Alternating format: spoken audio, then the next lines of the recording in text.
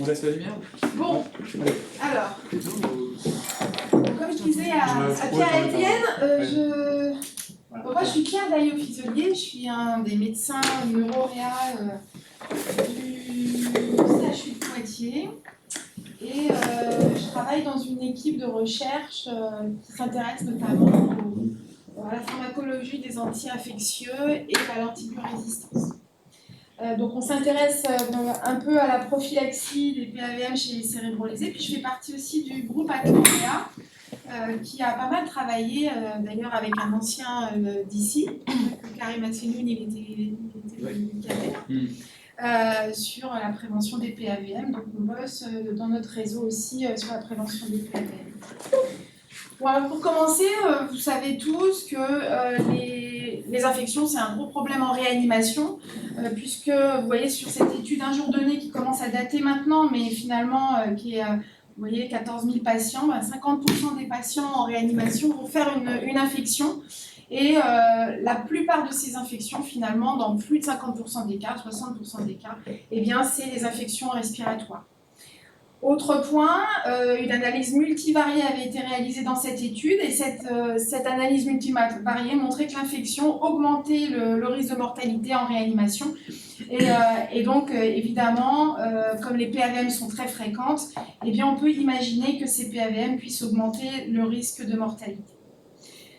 Pour des traumas crâniens, cette fois, parce qu'on était parti plutôt sur les cérébrolésés, mais vous allez voir, parfois je vais parler des cérébrolésés, parfois je vais parler des patients d'une manière générale de réanimation. Eh bien, cette étude rétrospective ici, alors je vais déplacer, vous voyez, 40 000 patients, eh bien, avait montré, donc on est en rétrospective, mais vous voyez quand même un nombre conséquent de patients, là encore, montrait que le sepsis augmentait la mortalité chez les traumas crâniens graves. Dans cette étude, 35% de PAVM. Donc, finalement, on a beaucoup d'infections en réanimation et ces infections augmentent la mortalité de nos patients.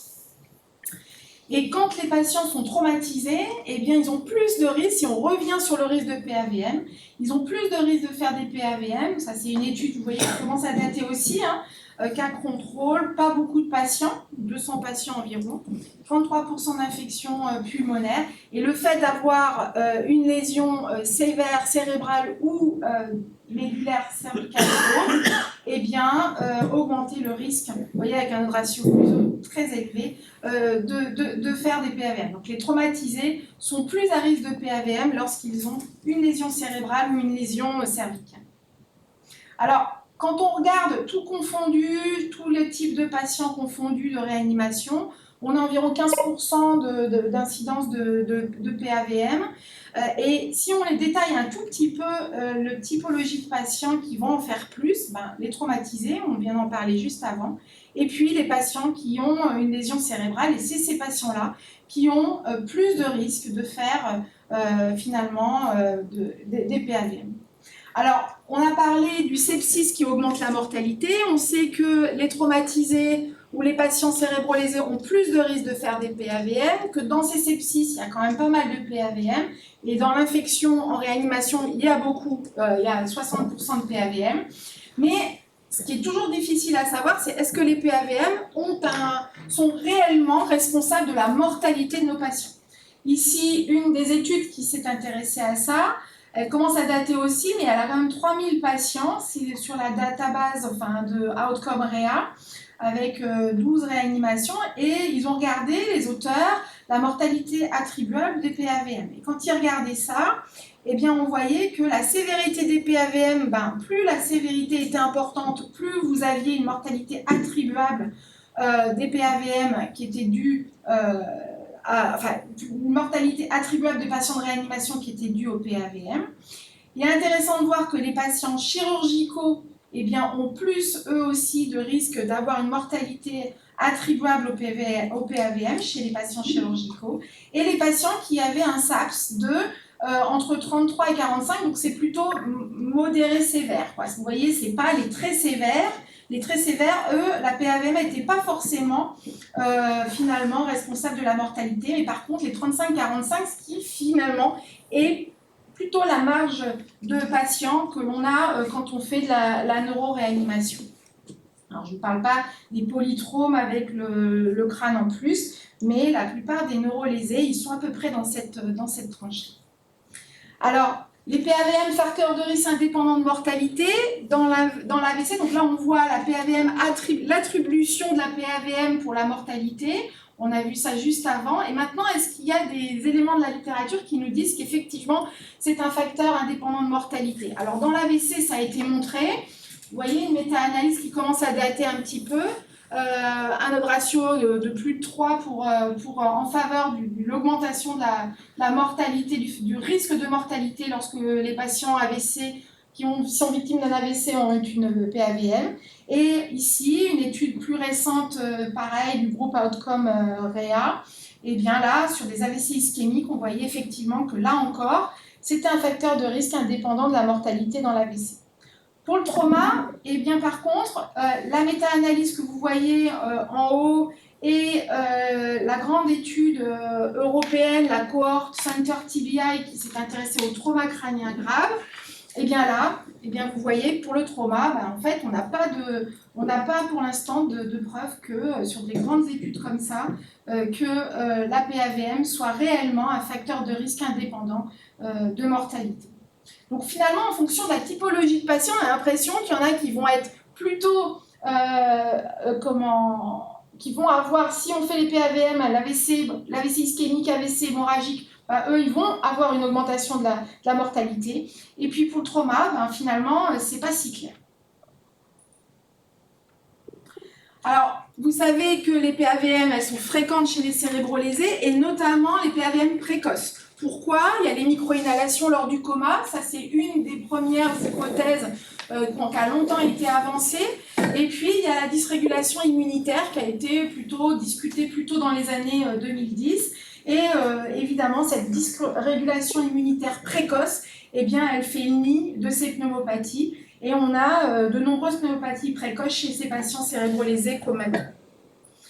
Les facteurs de risque de ces pneumopathies précoces, elles ont longtemps été étudiées, vous voyez, au début des années 2000. Le fait d'avoir une pneumopathie, une inhalation, le fait d'avoir eu un traitement par barbiturique, et puis là, on faisait la surveillance du staphylocoque aureus au niveau nasal, et tout ça était des facteurs de risque indépendants de pneumopathie. Là, une autre étude, le fait d'avoir un déficit neurologique, le fait d'avoir une sonde nasogastrique et d'être plus âgé, eh bien vous étiez plus à risque d'avoir des pneumopathies. Ces pneumopathies chez les cérébrolésés, elles sont plutôt polymicrobiennes, souvent, d'ailleurs vous pouvez sûrement le constater, parce que je sais que vous avez beaucoup de cérébrolésés ici, donc dans toutes les études, je vous ai mis quand même pas mal d'études entre le début des années 2000 et les années 2010-2015. On se retrouve avec plutôt des pneumopathies polymicrobiennes, avec pas mal de staph, pas mal d'hémophilus, du strepto, mais c'est surtout staph et hémophilus qui sont les plus fréquents.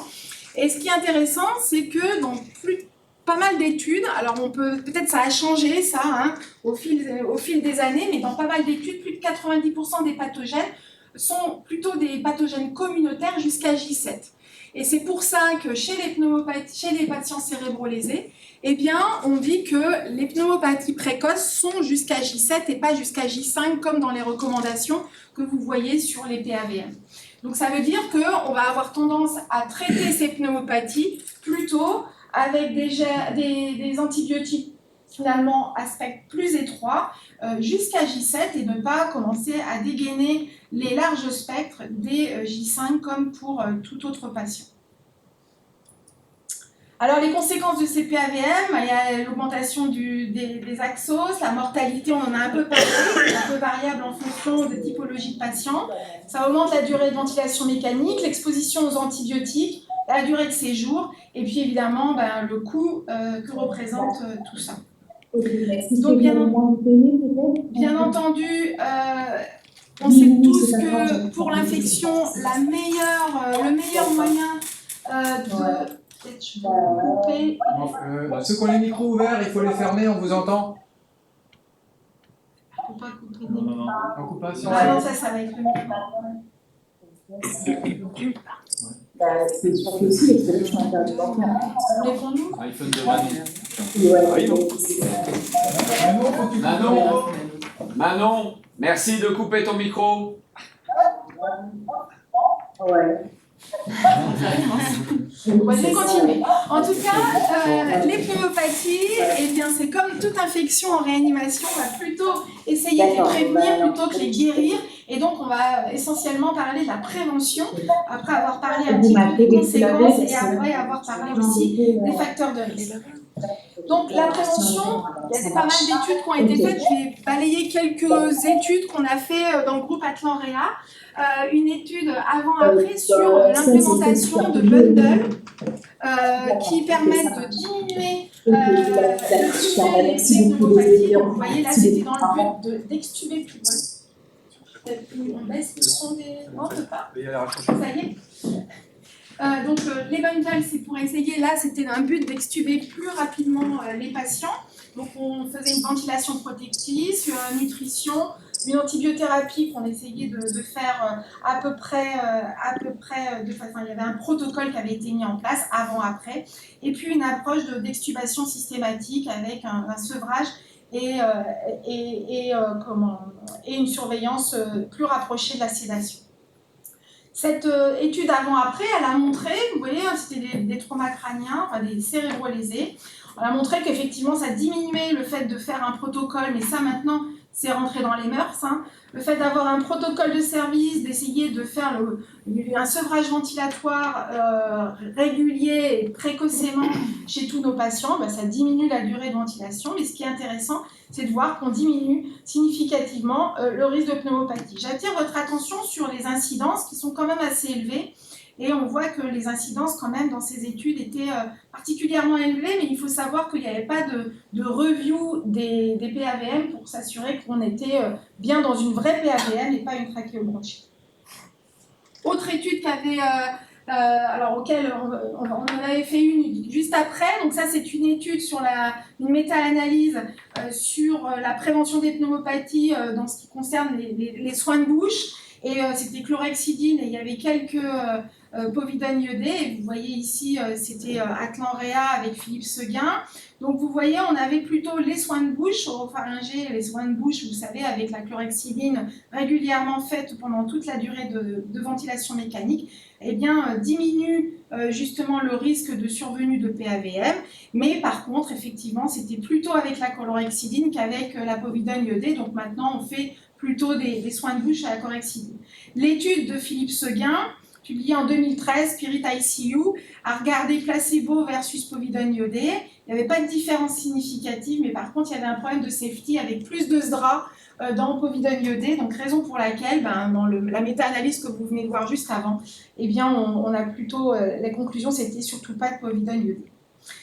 Une autre étude des collègues de Nantes, Hippolyte, alors là c'est sur du trauma sévère, pas seulement chez des cérébrolésés, mais c'est pour amener l'étude suivante.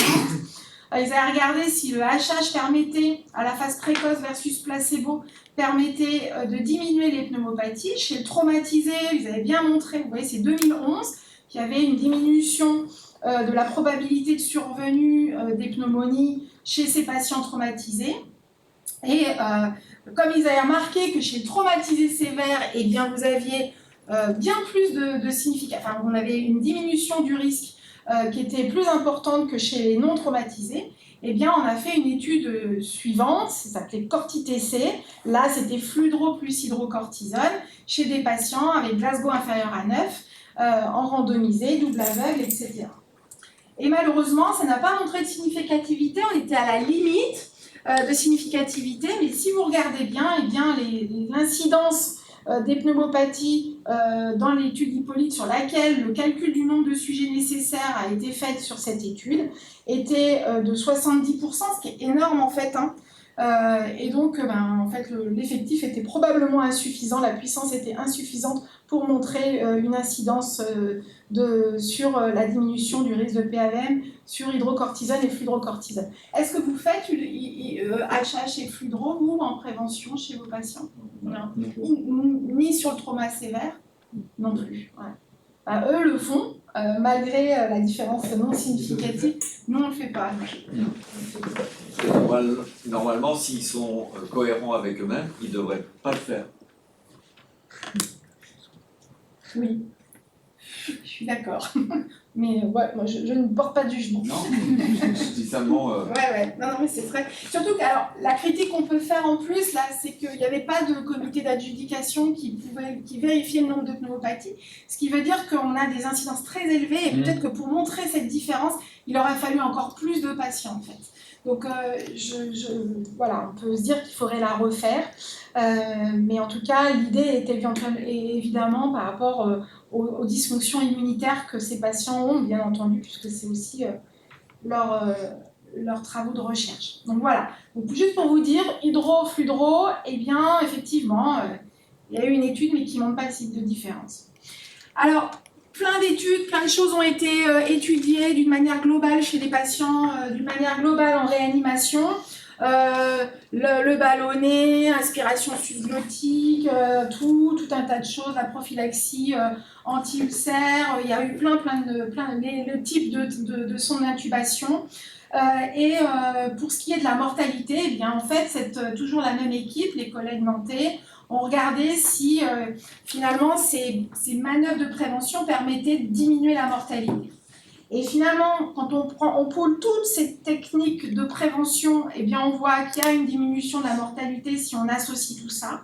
Et si on regarde un peu plus près, la seule qui réellement diminue la mortalité, eh bien, c'est la décontamination digestive sélective qui, elle, a une diminution à elle seule du risque de mortalité lorsqu'on fait cette prévention. Par contre, il y a une deuxième décontamination qui est connue, c'est l'oropharyngée sélective. Elle, par contre, à elle seule, elle ne permet pas de diminuer la mortalité dans cette méta-analyse. De façon encore un peu plus intéressante, quand on regarde l'analyse en sous-groupe de ces SDD, enfin DDS en français, eh bien, on voit que la diminution du risque de mortalité, eh bien, finalement, elle est observée plutôt chez les patients qui ont une DDS plus une antibiothérapie systémique, alors que les patients qui ont la DDS sans antibiothérapie systémique, eux, n'ont pas, enfin, il n'y avait pas d'impact sur le risque de la mortalité. Ce qui veut dire que finalement, c'est l'association de cette antibiothérapie systémique qui semble avoir un impact, en tout cas dans cette étude. En 2018, on a fait les recommandations françaises pour prévenir les PAVM. Donc, on proposait, grâce à cette méta-analyse et ces résultats, que l'on applique la DDS avec une prophylaxie antibiotique de moins de 5 jours. Et ça, si vous avez des bactéries, une incidence de bactéries multirésistantes de moins de 20%. Et puis, toutes les autres techniques, on ne va pas les détailler ici, mais que vous faites probablement, parce que maintenant, c'est rentré quand même, j'imagine, dans les mœurs. Mais il y a quand même quelque chose qui perdure, c'est cette fameuse DDS, avec cette antibiothérapie systémique de moins de 5 jours. Et bien ça, autant vérifier le gonflement du ballonnet, la pression du ballonnet, aspirer le patient, mettre le patient à 30 degrés, etc. Ça, personne ne discute ça et tout le monde le fait. Par contre, ça, c'est toujours débattu. Et la décontamination sélective digestive, eh bien ça, je pense que peu de réanimations l'appliquent, en tout cas en France, alors que les recommandations datent de 2018. Est-ce que vous l'appliquez ici dans votre réanimation ? Non. Nous non plus. Donc la DDS et l'antibiothérapie systémique, nous on ne l'applique pas non plus. Donc c'est à Nantes et à Marseille. Alors Nantes, il ne l'applique pas. Marseille, il l'applique, effectivement. Il y avait d'autres réacs qui l'appliquaient à l'époque. Je crois qu'il n'y a pas beaucoup de réacs qui l'appliquent. Alors nous, quand les recours sont sortis, on a essayé de les appliquer. Et en fait, le problème, c'est de se fournir de ces probiotiques, de ces antibiotiques, de cette pâte oropharyngée et digestive. En fait, c'est un enfer. Ça n'existe pas en fait, sur le marché. Enfin, ça n'existait pas. Et il fallait que nos pharmaciens le recomposent, le fassent eux-mêmes, sous flux, etc. Et ça coûtait un bras. Donc, on a décidé de ne pas l'appliquer. Et je sais que Nantes ne le fait pas. Eux, ils font pas ça. Par contre, à Angers, les collègues d'Angers, eux, ne font pas la DDS et la SOD. Par contre, ils font les antibiotiques intraveineux pendant 3 jours. Par contre, effectivement, Marc Léon lui, il est à fond dans la DDS et l'association de tout. Alors, quand on regarde un petit peu les recos, dès 2014, les Américains, eux, comme vous voyez, approche spéciale, proposaient la DDS et la DOS. Nous, je vous l'ai montré, c'est plutôt oui, on a quand même un grade de plus, on est OK pour le faire. Par contre, au niveau européen, 2017, et l'étude d'Antoine Roquilly sur la mortalité était déjà sortie, eh bien, elle recommandait plutôt les recos européennes, la SOD plutôt que la SDD pour éviter justement une antibiothérapie intraveineuse, enfin antibioprophylaxie intraveineuse qui quand même est quand même prolongée. Pourquoi ? Parce que finalement, on a peur des résistances et ça, c'est un peu... On s'est tous posé cette question. D'ailleurs, nous, on ne fait pas l'antibiothérapie systémique pendant 2 à 5 jours. Et clairement, on a tous peur de l'émergence de résistance. Donc, il faut revenir un petit peu sur le rationnel de la DDS. Et le rationnel de la DDS, c'est quoi ? On va vouloir prévenir les PAVM précoces et on va vouloir prévenir les PAVM plus tardifs. Les PAVM précoces, on les prévient par cette prophylaxie intraveineuse, par céphazoline dans nos recommandations 1 g/3 pendant moins de 5 jours.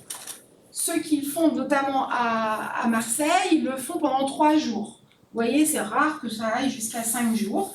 Et par contre, pour les PAVM tardives, c'est plutôt la décontamination oropharyngée et la décontamination digestive qui est faite avec des antibiotiques qui sont des antibiotiques, des probiotiques qui ne vont pas avoir de passage systémique. Et c'est quand même très contraignant parce que non seulement c'est difficile à se procurer, il est difficile de se procurer ces antibiotiques-là, mais en plus, vous voyez, c'est toutes les 6 heures pendant toute la durée de la ventilation mécanique. Donc pendant toute l'hospitalisation du patient de réanimation, les infirmières font ça toutes les 6 heures. Donc voilà le rationnel de la DDS et le rationnel de cette association. Alors la DDS, elle a été quand même étudiée largement et vous voyez ici c'est une méta-analyse en 2022, 30 études randomisées, 24 000 patients et c'était pour regarder si cette DDS permettait de diminuer la mortalité à l'hôpital. Et ensuite, en outcome secondaire, ils ont regardé si la DDS avec ou sans antibiotiques était différente et ils ont un peu regardé si les études le permettaient, l'incidence des résistances bactériennes. Cette DDS, elle permet par rapport à une attitude standard de diminuer le risque de la mortalité, vous voyez. Et quand on s'intéresse à sans antibiotiques versus avec antibiotiques, vous voyez les petits losanges verts et bleus, sans antibiotiques, rien du tout.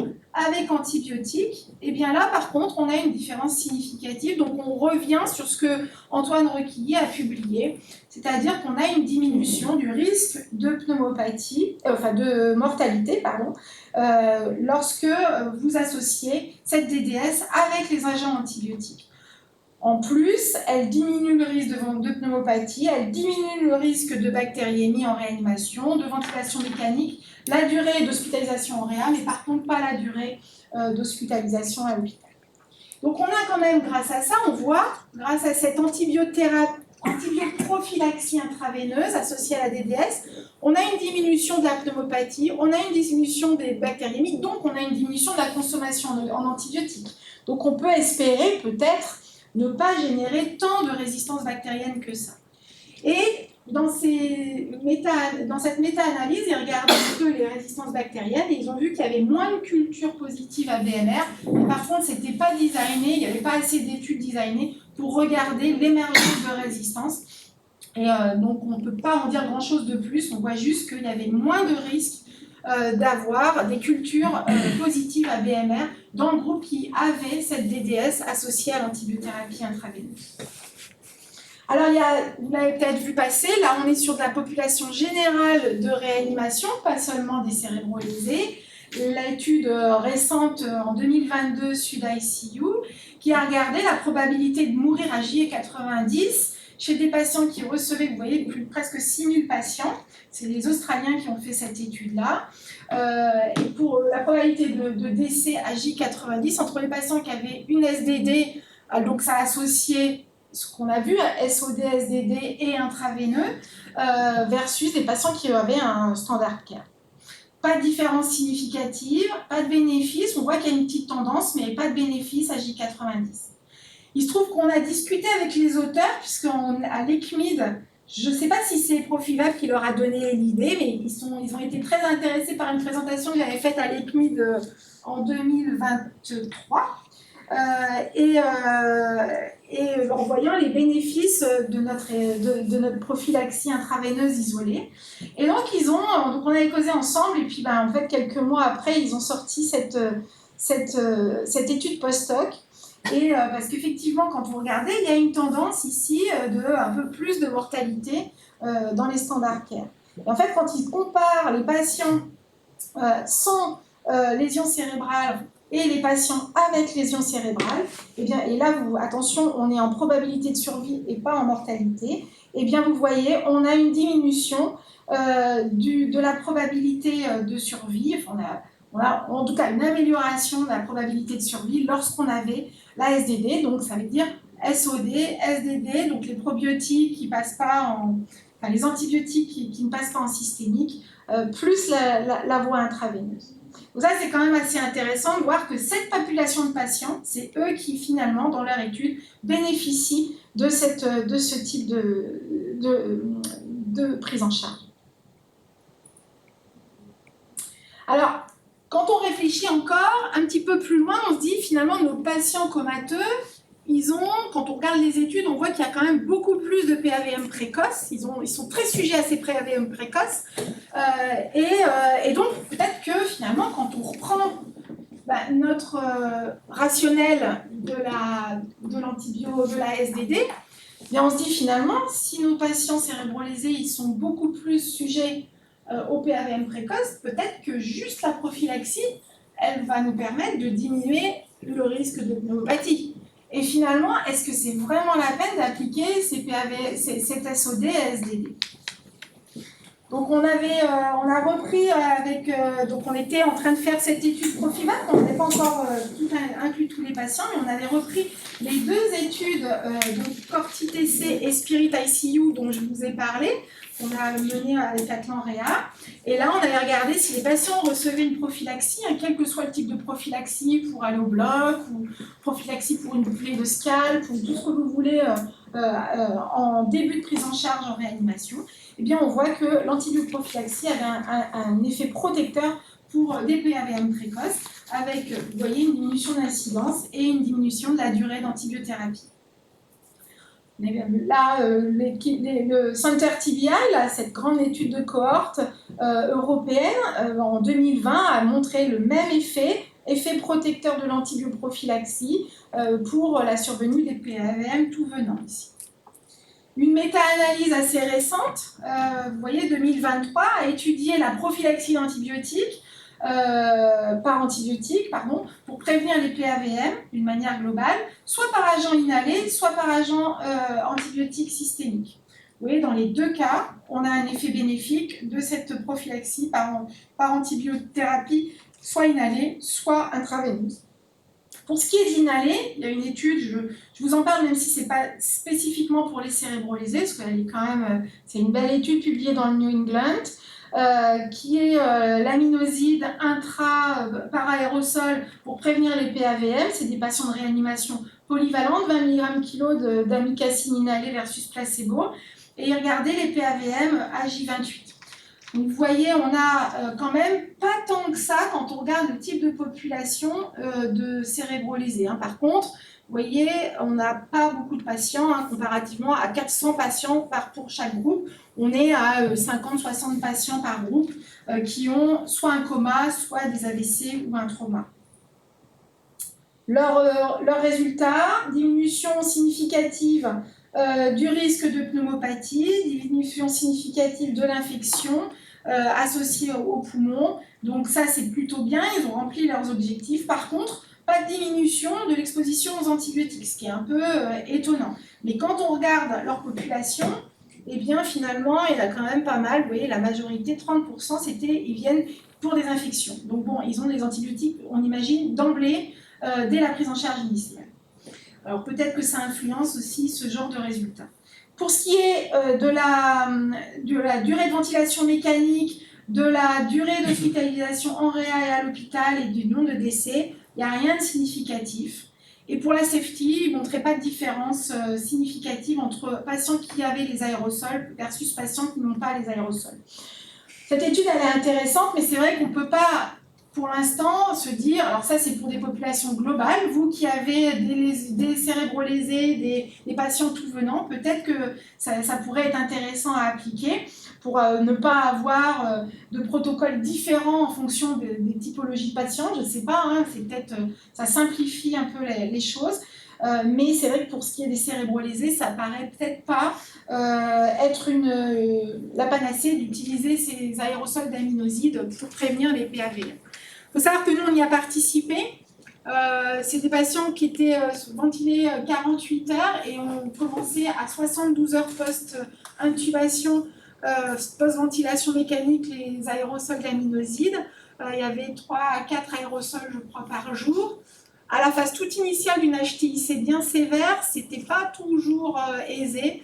Après, on fait de plus en plus d'aérosols. Peut-être qu'à l'époque, nous, on n'en faisait pas tant que ça. On a peut-être été peut-être pas très bon non plus sur la ventilation. Mais voilà, je ne sais pas, vous en faites, vous avez appliqué cette prévention ? Non. Donc, bon, il montre la diminution de la PAVM, en tout cas. Si on s'intéresse dans cette méta-analyse aux études qui ont regardé l'antibiothérapie systémique, eh bien là, on voit bien qu'on a une bonne diminution, un effet protecteur des antibiotiques systémiques des PAVM. Et vous voyez, il n'y a pas tant d'études que ça, il n'y en a que 5, et pas beaucoup de patients, 300 patients dans chaque groupe dans cette méta-analyse. La seule étude vraiment bien menée, c'est celle de Bruno François à Limoges, qui a regardé les PAVM précoces chez les patients victimes d'un arrêt cardio-respiratoire, 100 patients à peu près dans chaque groupe, et eux, ils l'ont fait 48 heures d'amoxicillin clave, 1 gramme x 3 par jour. Pour ce qui est des PAVM précoces, vous voyez, diminution significative des PAVM précoces, on voit bien, avec une diminution du risque. Par contre, ils n'ont pas montré de diminution d'effet sur les PAVM globales, sur l'exposition aux antibiotiques, l'exposition à la ventilation mécanique, ni à la réanimation. Donc, par contre, effectivement, effet bénéfique sur les pneumopathies. Les 4 autres études, je vous les ai résumées rapidement ici, 2 randomisées en vert, mais vous voyez des tout petits effectifs, mais on voit qu'il y a un effet bénéfique. On va jusqu'à 3 jours, vous voyez, dans cette deuxième étude, ici juste 24 heures. Et puis ici 2 études en violet qui n'étaient pas des études randomisées, qui étaient des études de cohorte comparée à une cohorte historique, et là c'était du rétrospectif.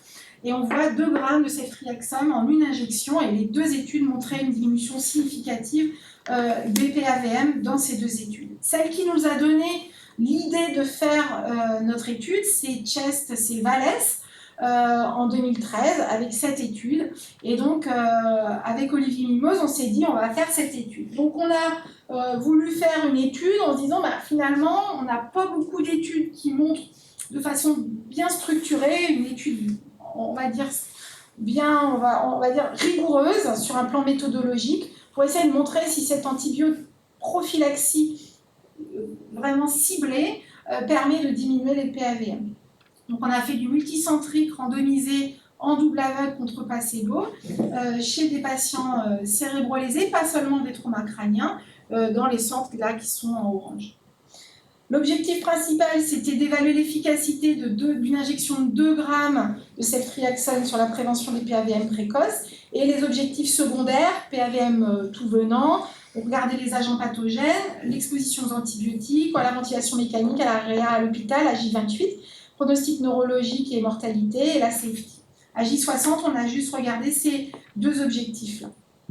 On a inclus les patients adultes, majeurs, qui avaient des lésions, ce type de lésions cérébrales, comateux à Glasgow inférieur à 12, inférieur ou égal à 12, intubés depuis moins de 12 heures et qui nécessitaient une ventilation mécanique probable, potentielle, de plus de 48 heures.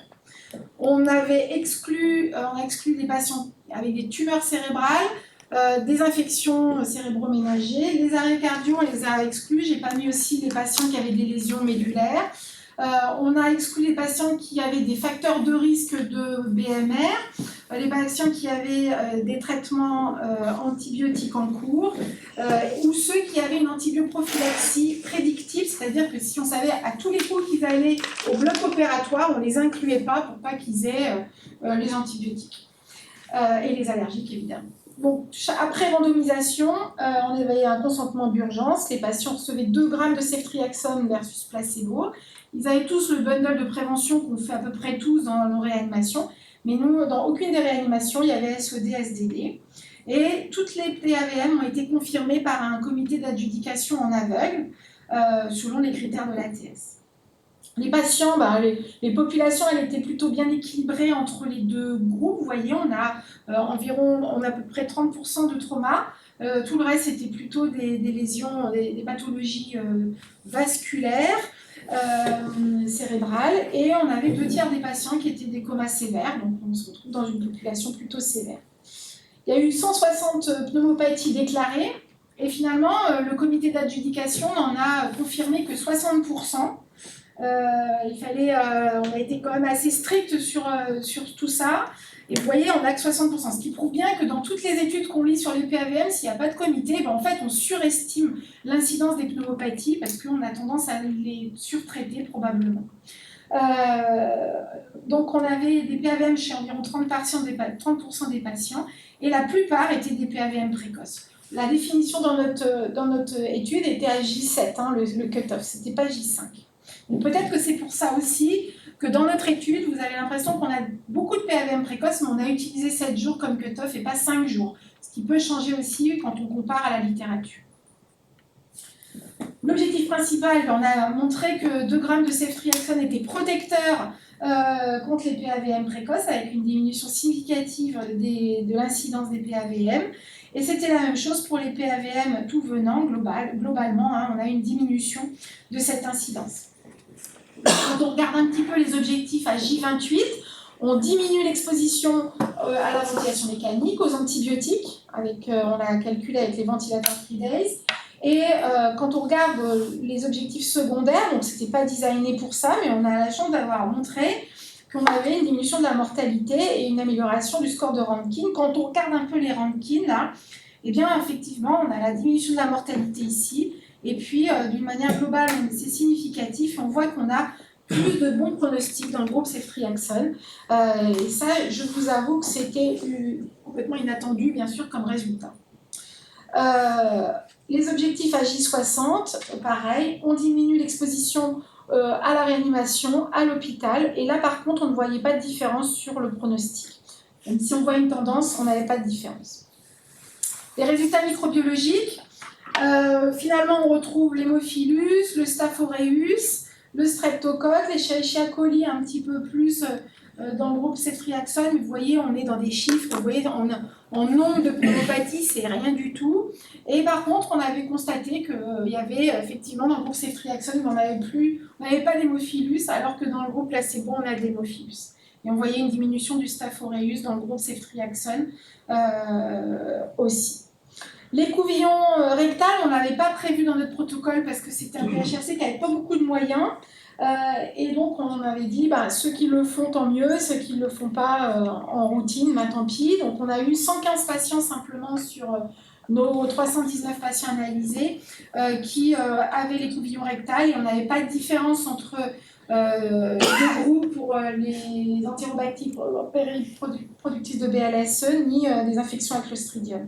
Mais évidemment, ça, on dit que sur le plan safety, c'était correct, mais on n'a pas designé notre étude pour montrer ce genre de choses. Bien entendu, on n'avait pas assez de patients pour le faire. Donc finalement, notre étude, elle confirme que 2 grammes de ceftriaxone dans les 12 heures post-intubation chez les cérébrolésés comateux, finalement, protège de la pneumopathie précoce. Et puis, diminue l'exposition en ventilation mécanique et aux antibiotiques et diminue la mortalité à J28. Donc, on est plutôt content. Pour la discussion, 2 questions se posent. L'émergence du risque de résistance, ça c'est clairement toujours la crainte qu'on peut avoir. Et puis finalement, la deuxième chose, c'est l'effet sur le pronostic, comment on peut l'expliquer ? On va commencer par le pronostic. On sait que les axos ont un effet, et ça fait bien longtemps qu'on le sait, que les axos ont un impact évidemment sur le pronostic, et ça on le sait tous. Quand on s'occupe de patients neurolésés, on fait tout pour justement, dès la phase très très initiale, diminuer l'incidence des hypoxies, hypotensions, etc. pour pouvoir améliorer le pronostic de nos patients. L'impact des PAVM sur les axos, il n'y a pas beaucoup d'études, mais Bronchard en 2004, vous voyez, c'est une des études sur les facteurs de risque de PAVM qu'on a vu un peu plus tôt, et bien montré qu'il y avait chez les patients avec pneumopathie précoce, eh bien, plus d'événements d'hypotension, plus de fièvre, plus d'hypoxie, plus d'hypertension intracrânienne. Donc, les PAVM précoces augmentent le risque, en tout cas dans cette étude, augmente le risque de pneumopathie d'Axos. Une étude plus récente, des collègues de Toulon qui font du monitorage par PTiO2, ont regardé en fonction des patients qui avaient une pneumopathie précoce versus ceux qui n'en avaient pas. En fait, alors c'est pas flagrant quand on regarde, mais c'est très très significatif. La médiane de PTiO2 chez ces patients-là et le nombre d'hypoxies cérébrales. Et les deux sortent en fréquence, en significatif. Donc finalement, les patients avec pneumopathie ont plus de risque d'avoir des hypoxies, enfin plus de risque, non, ont significativement plus d'hypoxie cérébrale. Et quand on regarde ici l'impact sur le déficit neurologique à distance, eh bien on voit que quand ils ont regardé en analyse multivariée quels étaient les facteurs de risque d'évolution neurologique défavorable, eh bien on voit que la pneumopathie précoce est un facteur défavorable de pneumopathie précoce. Petite chose un peu particulière, c'est quand même qu'on voit qu'il y a quand même 60% de pneumopathie dans leur étude c'est une étude rétrospective, ce qui est quand même conséquent. Donc probablement que voilà, il faut avoir ça à l'esprit. Je trouvais que les résultats étaient intéressants, et quand on regarde un petit peu la différence entre ceux qui ne font pas de pneumopathie et ceux qui font une pneumopathie, on voit qu'on a effectivement une tendance sur une amélioration d'évolution neurologique lorsqu'on n'a pas de pneumopathie. Donc ça, c'est quand même intéressant, et ça peut argumenter le fait que peut-être notre différence de mortalité, elle est due aux axos, mais malheureusement, nous, on n'a pas pu le montrer. Pour ce qui est de la résistance aux antibiotiques, vous avez vu qu'on n'a pas montré de différence, mais notre étude n'était pas faite pour ça. Mais par contre, il y a une méta-analyse qui est intéressante, qui a été publiée en 2013, et qui regardait justement l'outcome principal, c'était de regarder l'effet de la SDD ou du SOD sur les résistances bactériennes, sur l'incidence des résistances bactériennes. Donc les auteurs ont comparé ceux qui recevaient SDD ou SOD. SDD, c'était avec intraveineux versus contrôle. Vous voyez, il y a 35 études sur les 64 retrouvées, donc 47 RCT, 35 qui ont regardé la résistance bactérienne. Et quand on regarde les résultats, c'est apparu d'un coup. Bon, tout apparaît d'un coup, c'est pas grave. Eh bien, il n'y avait pas de différence sur la prévalence des colonisations ou de l'infection SAMR-VRE, ok, ça SOD, SDD. Mais par contre, il y avait une réduction de l'incidence des BGN résistants aux polymyxines résistants ou C3G résistants. Et nous, ce qui nous intéresse, c'est celle-là, les C3G résistants, les quelques études qui ont justement comparé la SDD avec C3G, et c'était souvent des ceftriaxone. Eh bien, vous voyez, on a finalement une diminution de la résistance au C3G, paradoxalement, chez les patients, on va dire contre-intuitivement, a priori, chez les patients qui recevaient cette SDZ avec l'antibiothérapie intraveineuse associée par C3G. Donc finalement, le fait de diminuer peut-être l'exposition aux antibiotiques parce qu'on prévient les pneumopathies, eh bien, pourrait diminuer l'émergence de résistance, et notamment les résistances au C3G. Donc pour conclure, l'antibioprophylaxie systémique précoce chez les cérébrolésés pour prévenir la pneumopathie, eh bien, précoce et globalement chez les cérébrolésés, ça a l'air de marcher. Il y a une méta-analyse, il y a 2 études, celle de Bruno François pour l'arrêt cardiaque, la nôtre. Donc on commence à avoir quand même suffisamment de preuves dans la littérature pour dire que peut-être il faut le faire. Sans elle, il est intéressant de voir que sans cette application d'antibiothérapie intraveineuse, enfin d'antibioprophylaxie intraveineuse, la DDS ne diminue pas la mortalité en réa. La question qui peut se poser, c'est est-ce que finalement chez les patients cérébrolésés, je fais attention à ce que je dis, parce que c'est dans cette population peut-être qu'il y a beaucoup de PAVM précoces, peut-être que l'application des antibiotiques oropharyngés et digestifs sont peut-être pas intéressants pour cette population. L'hypothèse de l'impact des axos sur le bénéfice qu'on a pu voir dans notre étude simplement, et aussi les collègues de Toulon, doit être confirmée, bien entendu. Est-ce que c'est les axos? Est-ce que c'est autre chose? Ça, malheureusement, on n'a pas pu le montrer. Et puis, finalement, la diminution de l'exposition aux antibiotiques, toutes les études le montrent. En tout cas, il y a plusieurs études qui le montrent, pas toutes, je dis des bêtises. Et puis, peut-être que si on applique tout ça, on aura peut-être un bénéfice collectif sur une diminution des résistances, comme on a pu le voir dans la méta-analyse et sur les C3G. Voilà, je vous remercie pour votre attention.